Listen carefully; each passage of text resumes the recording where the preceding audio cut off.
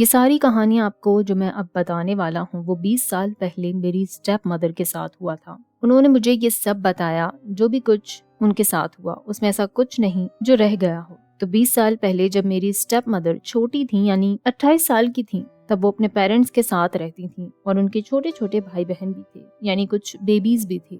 ایک رات ان کی گہری نیند سے آنکھ کھلی تو وہ دیکھتی ہیں کہ 2 چھوٹے بچے ان کے بیڈ کے پاس کھڑے تھے اور ہاتھوں میں ہاتھ لیے کھڑے تھے، یعنی ایک دوسرے کا وہ بچے ہاتھ پکڑے ہوئے تھے۔ اور وہ بتاتی ہیں کہ وہ بالکل انویزیبل تھے اور بس ایک ہی جگہ کھڑے تھے۔ وہ بہت ڈر گئی تھیں اندر سے، لیکن شور نہیں کر پا رہی تھیں کیونکہ ان کے کمرے میں ان کے ساتھ ان کے چھوٹے بھائی بہن بھی سو رہے تھے، مگر وہ خوف سے ایک ہی جگہ جم کر رہ گئیں۔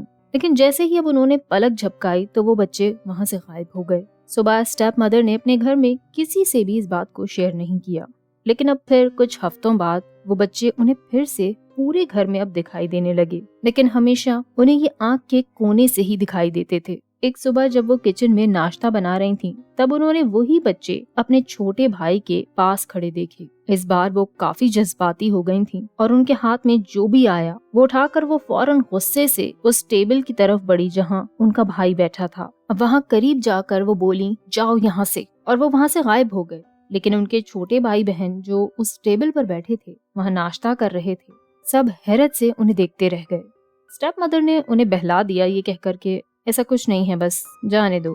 اب انہیں ہر رات وہ بچے دکھائی دینے لگے تھے اور وہ جب بھی انہیں دکھائی دیتے دونوں ایک ساتھ میں دکھائی دیتے اور ایک دوسرے کا ہاتھ پکڑے دکھائی دیتے۔ وہ جب بھی انہیں دیکھتی اب غصے سے وہ انہیں یہی کہنے لگی تھی کہ جاؤ یہاں سے، میری فیملی سے دور ہو جاؤ، اور یہ کہتے ہی وہ غائب ہو جاتے تھے پھر اگلی رات واپس آنے کے لیے۔ اب ایک رات میری اسٹیپ موم نے وہ دونوں بچے اپنی ماں کے قریب دیکھے۔ اس بار وہ غصے سے چلائیں، میری ماں کو چھونا بھی نہیں، دور ہو جاؤ میری ماں سے، اور وہ پھر غائب ہو گئے۔ اب میری نانی نے، یعنی کہ میری اسٹیپ مدر کی مدر نے ان سے حیرت سے سوال کرنے شروع کر دیے کہ کیا تھا، کیا ہو رہا ہے یہ سب۔ تو میری اسٹیپ مدر نے اپنی موم کو ساری کہانی بتا ڈالی۔ ان کی موم بہت گھبرا گئیں اور فوراً ہی جا کر اپنے ہسبینڈ سے یہ ساری باتیں شیئر کر لی۔ میری اسٹیپ مدر کے پیرنٹس نے انہیں فوراً ہی اس گھر سے نکالا اور آنٹی کے گھر پر چھوڑ کر آ گئے، یعنی کہ میری اسٹیپ مدر کی خالہ۔ ان کے پیرنٹس نے کچھ نہیں کہا۔ بعد میں میری اسٹیپ موم کو یہ پتا چلا کہ جب میری ماں پریگننٹ تھی، یعنی کہ میری اسٹیپ مدر جب اپنی ماں کے پیٹ میں تھی، تب ان کی ماں کو بھی وہی سب دکھائی دیتا تھا۔ لیکن جب میری اسٹیپ مدر پیدا ہو گئیں، اس کے بعد ان کی ماں کو وہ دکھنا بند ہو گئے۔